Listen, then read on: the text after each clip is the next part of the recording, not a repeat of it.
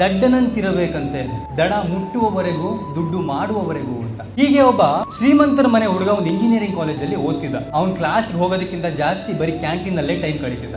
So ಅವ್ನ್ canteen ಅಲ್ಲಿ ಕೂತಾಗ ಅವನ ವಯಸ್ಸಿನ ಇನ್ನೊಬ್ಬ ಹುಡುಗ ಆ ಕ್ಯಾಂಟೀನ್ ಅಲ್ಲಿ ಕ್ಲೀನರ್ ಆಗಿ ಕೆಲಸ ಮಾಡ್ತಿರ್ತಾರೆ. ಸೊ ಶ್ರೀಮಂತ ಹುಡುಗ ಏನ್ ಮಾಡ್ತಾನೆ, ದಡ್ಡನ್ ತರ ಕಾಣ್ತಾನಲ್ಲ, ಇವನ್ನ ಟೆಸ್ಟ್ ಮಾಡೋಣ ಅಂತ ಹೇಳ್ಬಿಟ್ಟು ಅವನ್ನ ಕರೆದ್ಬಿಟ್ಟು, ನೋಡೋ ಇದು 500 ರೂಪಾಯಿ, ಇದು 200 ರೂಪಾಯಿ, ಇವೆರಡರಲ್ಲಿ ಯಾವ್ದು ದೊಡ್ಡದು, ನಿನ್ ಟಿಪ್ಸ್ ತಗೊಳ್ಳೋ ಅಂತಾರೆ. ಆ ಕ್ಲೀನರು 200 ರೂಪಾಯಿ ತಗೊಂಡು ಜೇಬಲ್ಲಿ ಹಾಕೊಂಡು ಹೋಗ್ತಾನೆ. ಇವನಿಗೆ ಅಯ್ಯೋ ಎಂತ ದಡ್ಡನ್ ಮಗ ಇವನು ಅಂತ ಹೇಳಿ ಪ್ರತಿ ಸಲ ಅವ್ನು ಹೋಟ್ಲಿಗೆ ಬಂದಾಗ್ಲೂ ಕೂಡ ಫ್ರೆಂಡ್ಸ್ನೆಲ್ಲ ಕರ್ಕೊಬರೋದು, ಇವನಿಗೆ 500 ರೂಪಾಯಿ 200 ರೂಪಾಯಿ ನೋಟ್ ತೋರಿಸೋದು, ಅವ್ನು 200 ರೂಪಾಯಿ ಇಸ್ಕೊಳ್ಳೋಕ್ಕೂ ನೋಡೋ ಎಂತ ದಡ್ಡ ಅಂತ ಎಲ್ಲರ ಮುಂದೆ ಹೀಗೆ ಹೇಳ್ಸೋದು. ಹೀಗೆ 2 ವರ್ಷ 3 ವರ್ಷ ಕಂಟಿನ್ಯೂ ಆಯ್ತು. ಇವೆಲ್ಲವನ್ನು ಕೂಡ ಗಮನಿಸ್ತಂತ ಒಬ್ಬ ವ್ಯಕ್ತಿ ಆ ಕ್ಲೀನರ್ನ ಕರೆದು ಹೇಳ್ತಾನಂತ, ಅಲ್ಲ ಕಣ ಇಷ್ಟು ವಯಸ್ಸಾಗಿದೆ, ದೊಡ್ಡನಾಗಿದ್ಯಾ, 500 ರೂಪಾಯಿಗೂ 200 ರೂಪಾಯಿಗೂ ವ್ಯತ್ಯಾಸ ಗೊತ್ತಿಲ್ವಾ ನಿನಗೆ ಅಂತ. ಆಗ ಹುಡುಗ ಸುಂದರವಾಗಿರೋ ಉತ್ತರ ಕೊಡ್ತಾನೆ, ಸರ್ ನನಗೆ 500 ರೂಪಾಯಿಗೂ 200 ರೂಪಾಯಿಗೂ ವ್ಯತ್ಯಾಸ ಏನಂತ ಗೊತ್ತು, ಬಟ್ ಯಾವತ್ತು ನಾನು 500 ರೂಪಾಯಿನ ಇಸ್ಕೊಂಡ್ಬಿಡ್ತೀನಿ ಅವತ್ತು ನಾನು ಬುದ್ಧಿವಂತ ಅನ್ಸ್ಕೊಂಡ್ಬಿಡ್ತೀನಿ.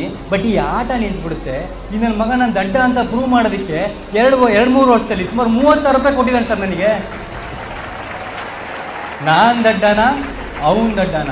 ಅವನ್ ಕೊಟ್ಟಿರೋ ದುಡ್ಡಲ್ಲೇ ನಾನು UPSC ಫಿಲಿಮ್ಸ್ ನ ಕ್ಲಿಯರ್ ಮಾಡಿದ್ದೀನಿ, ಅವನ್ ದುಡ್ಡಲ್ಲೇ ಮೇನ್ಸ್ ಕೂಡ ಎಲ್ಲ ಬುಕ್ ತಗೊಂಡು ನಾನು ಓದ್ಕೊಂತೀನಿ ಸರ್. ನಾನ್ ದಡ್ಡನ, ಅವನ್ ದಡ್ಡನ? ಜನ ನಿಮ್ಮನ್ನ ದಡ್ಡ ಅನ್ಕೊಂತಾರ? ಅನ್ಕೊಳ್ಳಿ, ಅವ್ರು ಅನ್ಕೊಂಡ್ ಮಾತ್ರ ನೀವು ದಡ್ಡ ಆಗಲ್ವಲ್ಲ.